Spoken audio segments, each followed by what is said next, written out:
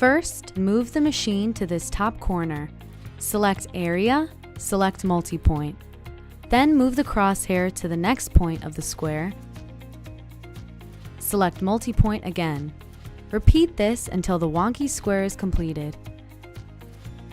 For this example, go to File, Open, Block of Hearts, Open, then Modify, Skew, then click Skew to in the bottom right corner to pop it into place.